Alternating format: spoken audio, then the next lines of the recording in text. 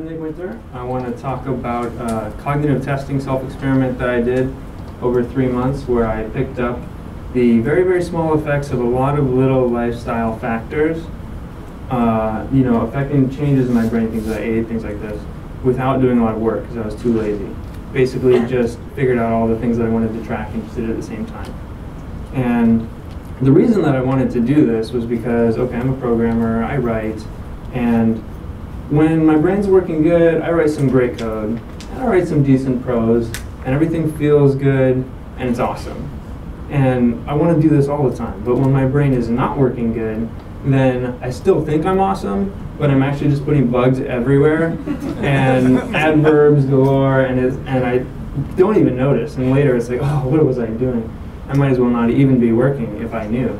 So I wanted to figure out what I could do to make myself rock all the time instead of half the time. And I didn't want to spend a lot of time figuring out because I'm lazy. I don't like doing research onto neurophysiological effects, these sorts of things. So I need to optimize, but be lazy about it. So there's a lot of things that people say you can do and that you can avoid doing, and some of these things overlap on the same list. And so many things to try. I just decided, well, I'm just going to do a lot of them at the same time. That way I can just test once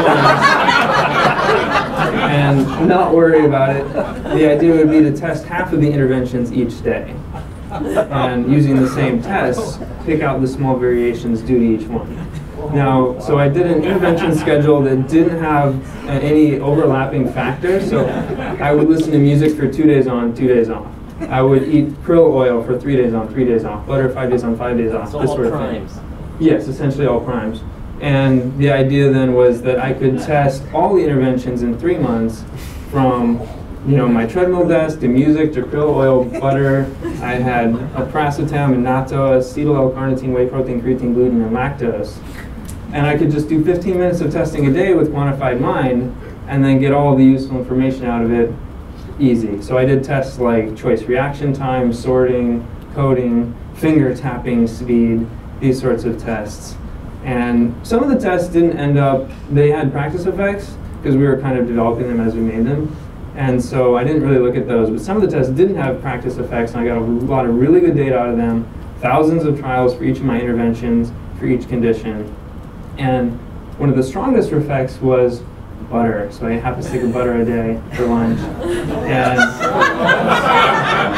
I don't need to go on, Seth Roberts and Dave Asprey and the Butter Mind Experiment. Everyone's like, oh man, butter is this great brain food. And it makes your brain run on fats instead of glucose, and it's so good. And I was like, oh, this is going to be great. And it was a big 28 millisecond difference, which is the largest. Look at those tiny error bars. But I also tracked my mood while I was doing this. So whether I was feeling bad, medium, or great. And I had a 12 millisecond difference when I was feeling great versus bad or medium. And it's like the butter effect is 2.5 times larger than when I'm feeling good. And this totally blew me away because it's like, I ate butter 3 hours ago? That's a much better predictor of if my brain's working good than if I feel good. So I was like, whoa, I did not expect butter to be that good, except here's the thing, I switched the bars. Butter actually made me 28 milliseconds slower. So butter wasn't this great brain food, it was this terrible brain food. And I did placebo myself too, because up until the end, and I looked at the data, I thought, oh man, butter is this, but actually it made me really slow. So I discovered the importance of testing for myself, because what works for some people does not work for me. I suck at looking at research too, and introspection just does not work. So I had some other interesting results, some of which, the strongest of which was paracetam and choline, and I looked at this, I was like, wow, paracetam and choline together, they're so good. And then a couple days ago I got together the effect of the dependence, where paracetam and choline basically counteracted the effects of butter if I ate them together, but didn't do anything if I didn't. And you guys have to help me with this one because I don't understand in the Q&A. Anyway, so gluten didn't really do anything, whey and lactose didn't really do anything. I thought music was going to be huge because I felt totally different. I didn't even want to test when I didn't have music, and when I had music, it felt awesome. But no difference. Acetyl L-carnitine didn't do much. On one test, it did a little bit, but Creatine helped, especially on this coding test that I did. Treadmill desk walking helped, although I just wanted to sit down all the time. Krill oil didn't do anything, which makes sense because it's just a tiny little bit of fat, but I just wanted to see. So yeah, I got some really interesting results. I got to stop eating butter. The natto result, that's not very strong, so I'm going to do some more research into that. It probably doesn't do anything. I got a little bit more laid back about eating wheat and dairy. So yeah, doing some stuff. And I'm really excited about this experimental protocol because you can do this for all sorts of different things, not just cognitive testing. Anything where there is a lot of things to try, most of which will not do anything, like with sleep. You can test a whole bunch of things, especially because it takes so long to get any data. You need a lot of nights of data, with your Zio or whatever. And so I tested this for a long time, and then I realized that was pretty silly because I sleep the same amount, 8 hours a night, and then I wake up. So there's no variance. I didn't learn anything. But I still think that this is a great protocol for testing sleep. If anyone else does have sleep that changes, you should try it out, let me know. But testing cognitive performance was very useful for me. I got to stop eating butter, which was great because butter is kind of gross. I learned to not worry so much about some of the other things I was eating. I found a couple things that helped.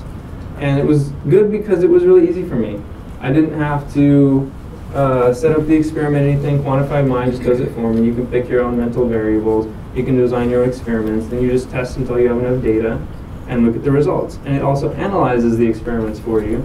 You just check what variables you're interested in, check which test. You hit boom, you see the graphs, you see the error bars. Later there'll be regressions and stuff.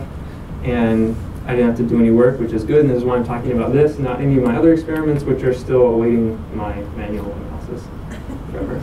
So if you want to do your own cognitive self-experiments, go to Quantified Mind, sign up, it's free. My friend Yoni made it. And we're also looking for a lot of people to help out because it's kind of a collaborative effort to develop the future of personal brain science. So that's it. Thanks.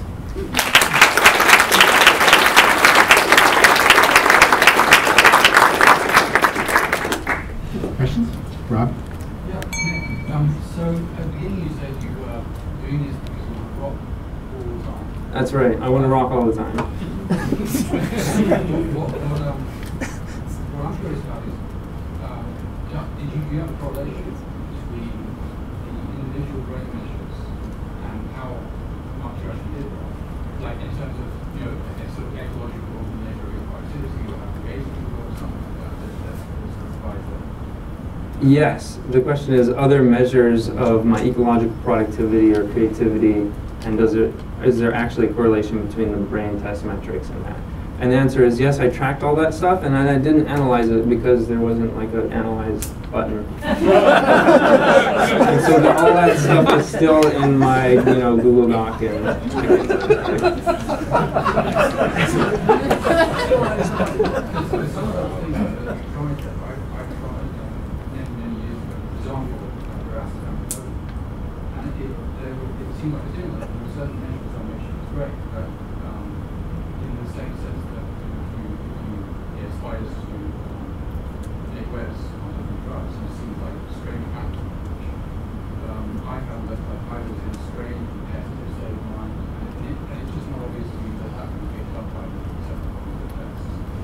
Okay, yeah. It's definitely possible that the cognitive tests we're doing didn't pick up some important things.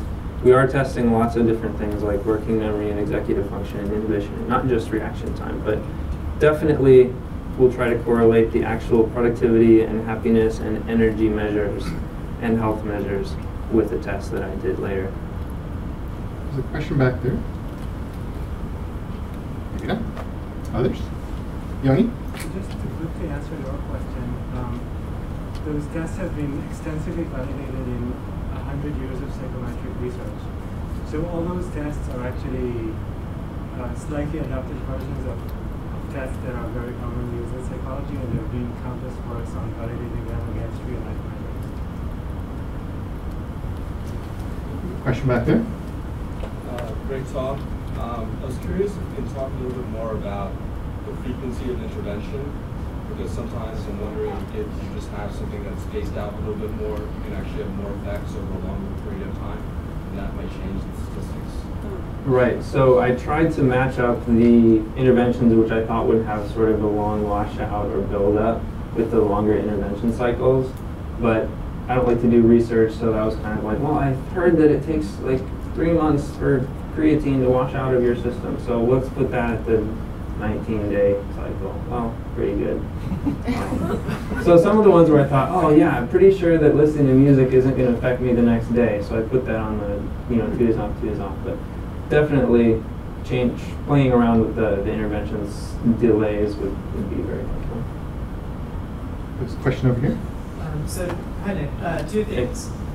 First, for the butter and Prostatam thing, maybe it was the case that there was an outlier in data in one of the sections in which you were on butter and not on Prostatam, but that outlier was not in the other time that you were on butter and on Prostatam. So that's one possibility for why there would be that anomaly. It could just be an outlier. Second thing, for Prostatam, most of the research has found that Prostatam helps with verbal memory exclusively. It does not affect nonverbal tests or reactivity-based tests. So did you analyze, or how many verbal tasks do you have, and did you analyze them separately? So each test was analyzed separately, and most of the verbal tasks I didn't look too closely at because those were the exact things I was getting practice effects on, but the analysis is harder, that just hasn't been done yet. So I don't know, Preston may have more of an effect on verbal stuff, but I can pick that up because I was too lazy to like keep doing those tests and figure it out. Which we could do now because we totally improved, well, Yoni totally improved the super awesome Bayesian model that I can't even talk about all the buzzwords he just throws down about how awesome it is, but it's awesome. And it can tell you that. In terms of the outlier in the data, maybe happening in this one condition, I was able to look at the graphs of the performance over time, and there weren't really any like outlier days where like totally sucked, it was totally awesome. You see the error bars are also extremely small, so I don't think that's what was going on. Paul? The experimental protocol that you set up, it was like a stack of prime numbers that were offset, and then what I was curious is like, how did you keep track of where you were in the phase across those 11 variables? So I had a Google Docs spreadsheet that showed for each thing whether it's on or off, and most of these things I did at lunch. So before eating lunch, I just went, okay, should I be eating butter or naphtha?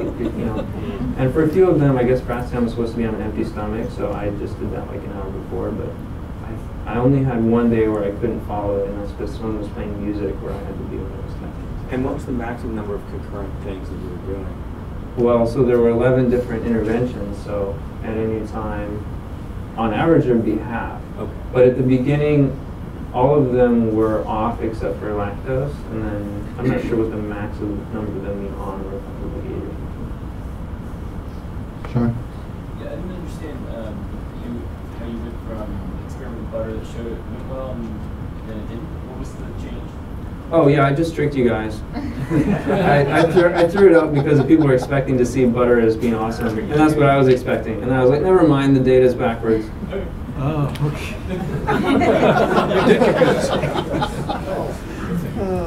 Go ahead.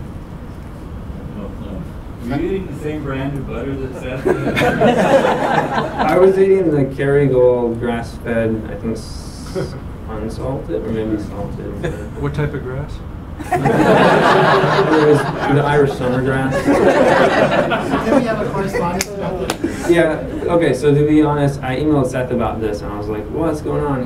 He brought up several points about the experiment. Like, I didn't control my fat intake or lunch size for the butter, so it may be that it was more larger lunch size than butter that like actually had this effect or things like this. So it's not totally solid, but there's like a Buttermine 3 experiment going on in Genomera, which maybe has more people. It's actually controlling olive oil versus butter. It should be more. Just because I know like over half the people were coming to this for the first time. So testing the effect of butter, whether it's good for you or bad for you, is a long running theme throughout this because Seth did a lot of things and where he found that having a lot of butter was really good for him. And we've had some audience members be concerned whether he's going to die from all the butter. So this is an ongoing investigation. And we'll take one last question back there. Just a comment.